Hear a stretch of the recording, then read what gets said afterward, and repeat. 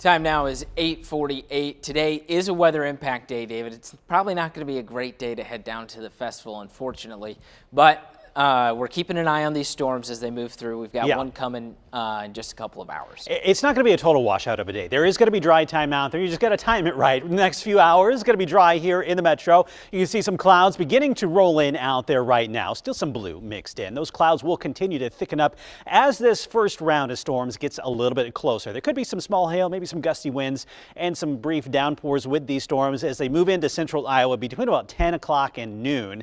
Those fizzle out as they move our way. Then there's a second round of storms that are most likely to develop generally south of I-80. At least that's where the strongest storms will be after about 3 o'clock, lasting into the early evening. These are the ones that we'll have to watch for perhaps some larger hail, some damaging winds, and that very heavy rainfall. It looks like any tornado threat today is really going to be limited to Kansas and Missouri, although you can never rule out a tornado with a severe thunderstorm.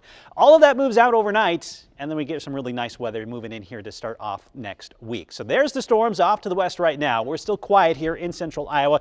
Have been watching one thunderstorm that's been kind of moving across Woodbury County towards Sac County. We just moved through the Ida Grove area, and that continues to kind of roll toward Rockwell City. It's not severe anymore. It has weakened as it's been moving to the east, but there could be a little thunderstorm there in Rockwell City here soon. The strongest storm right now is right over Omaha, pushing into Mills and Pottawatomie County there in southwest Iowa. Severe thunderstorm warning for that. It will continue to push to the east and to the southeast here, moving about 40 miles an hour. So if we put a track on that, and if it holds together for the next 2 hours, that'll move into the Corning area by about 10 o'clock. You know, some of these areas dealt with severe storms earlier this week. So we'll keep a close eye on that, but I do think it's going to be weakening as it continues to push to the east. This whole complex developed there in central Nebraska, kind of losing some steam as it's moving into Iowa, but it's certainly sending some clouds our way. So the severe weather risk here across eastern Nebraska into Iowa, that is for those morning storms that weaken as they move our way. Then this afternoon,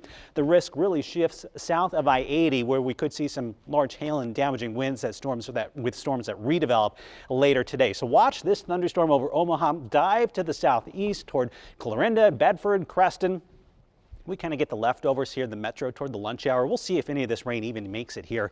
There could be a downpour, maybe some lightning and thunder as that moves through. Then it fades away early this afternoon. The atmosphere kind of recharges a little bit, and then we'll see additional thunderstorms developing here south of I-80, 3 to 5 o'clock. Some of these could be severe. Now what you see developing here in the metro and just to the north, these will not be severe storms, maybe just a couple of brief downpours and a little bit of rainfall as that continues to push on out. Now by 10 o'clock, all of that's out of here, and we'll see quieter conditions as we head into the overnight. So currently sitting just shy of 70 degrees, but we will continue to warm. It's 72 now in Creston, 73 in Sheridan.